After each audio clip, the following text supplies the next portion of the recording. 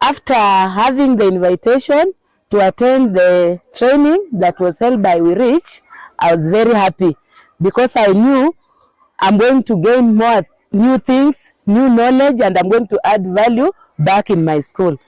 So in the training, we were taken through a lot of good knowledge. We were advised on how to take hygiene and good sanitation in our schools. We were taught various ways of ensuring the hygiene in the school.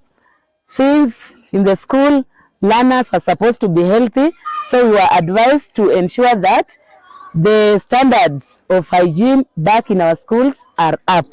So from the training, we came back to our schools. We now started implementing what we had gathered from the training. So in the first place, we formed a club, a health club in the school. So the health club comprised of both boys and girls who are willing to work for the school to uplift the hygiene standards of the school. With me here, behind me, there are the health club learners in Eshisenye Primary School, ready to work for the school. Then, after forming the club, we came up with the resolutions of the club. The first resolution was there was an eyebrow on girls during the menses period. So the learners came up with a suggestion that we come up at least with a proper structure in the school so that when need arises in girls, at least there's some place they can change the sanitary towel, they can wash, they can even have a shower in the school and go back to class rather than going back home to change. So behind me, there is a structure that the club members proposed. That structure behind me is now meant for the girls only, to be used during the menses time for those girls who might be caught while in school.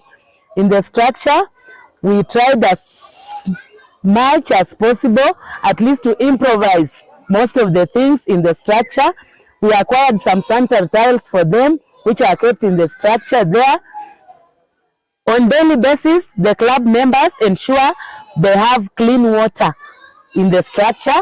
They also ensure we have enough soap in the structure and an extra carton box for the collection of the used sanitary pads by the end of the day for disposal.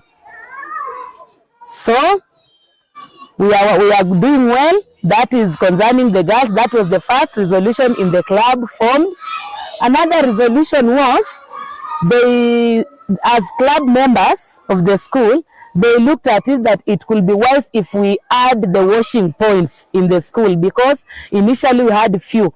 So they come up with a solution of having the TP taps, whereby they tried just to improvise using the local jerry cans, of which it's not to the standard, but at the moment they are serving the purpose. So most of the learners are being advised and they are being directed from the latrines to pass by the wash points to wash their hands. So the club members are ensuring that the water are in those TP taps on daily basis, and they supply the bottles under the TP taps with some little soap on daily basis for washing their hands. So what do you intend to do? Have you done the activities that you are supposed to do after the training? After the training, the first activity was to form the club, of which we formed. The second activity was to come up with what we can do on the ground to uplift the hygiene, of which at least we have started. This is the structure. There is one of the activity we advised there. To increase the number of wash points we have done, but we are working on how to come up with a proposal so as to be directed to either a well-wisher or a donor who might receive it positively and come up with an advanced thing. Because you see that most of the things you have tried to implement, they are not to the standard. Yeah. Do you have something to add? I think we were intending to have a proposal so that we have advanced, like the urinal pit of the boys. We have at least something which is advanced for the boys to be using, and also we have to make sure that the one that the girls are using for their menses is also advanced so that they can be comfortable when they use the latrines. Yes.